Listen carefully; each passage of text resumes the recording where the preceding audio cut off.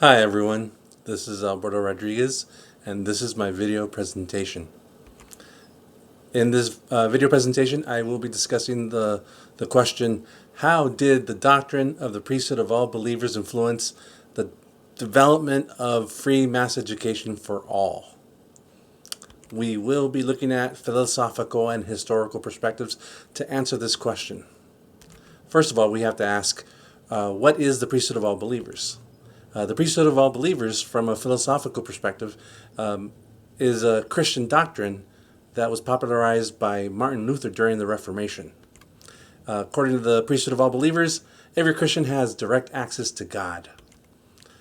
And then the Bible verse that's associated with this is, "But you are a chosen generation, a royal priesthood, a holy nation, his own special people, that you may proclaim the praises of him who called you out of darkness into his marvelous light." 1 Peter 2:9. That's you and I. Yay. Martin Luther rejected the idea that only the church had spiritual authority and direct access to God. Martin Luther believed that we all are a royal priesthood and we all have direct access to God. From a historical perspective, the big thing that was going on at the time was the Gutenberg's invention of the printing press. And that was a major development. With the invention of the printing press, literary skills increased throughout Europe. Common people had access to the Bible and printed materials. Common people were able to read the Bible in their own language, which was a huge, huge deal. Over time, the priesthood of all believers influenced the development of free mass education. From a philosophical perspective, literacy became a priority so that the common person could read the Bible for themselves. With the invention of the printing press, along with the ability to mass produce printed materials, the Bible was used as a textbook to teach literary skills.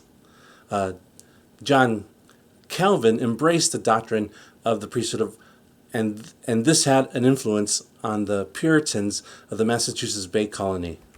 From a historical perspective, the Puritans of the Massachusetts Bay Colony passed the first compulsory education law called the Old Diluter-Satan Act of 1647. According to this Old Diluter-Satan Act of 1647, it required towns of 50 or more families to hire a teacher.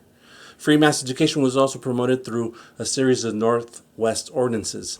The 1785 ordinance required people to set aside land for schools, for public schools, while the 1787 ordinance prohibited slavery and said that basically schools would be around forever.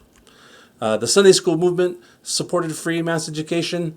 Here at the time, kids were working in factories 6 days a week, and the only time they had free was on Sundays when they would go to church, and they would use that time to teach them to read, and they would use the Bible as a textbook to teach them literacy skills.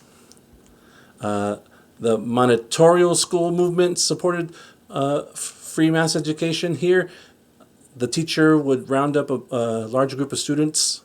The teacher would teach a skill to the older students. The older students would then turn around and teach the skill to the younger students. The free mass education movement would then set the stage for Horace Mann and the common schools. And this is how the doctrine of the priesthood of all believers influenced the development of free mass education for all. Thank you for watching my video.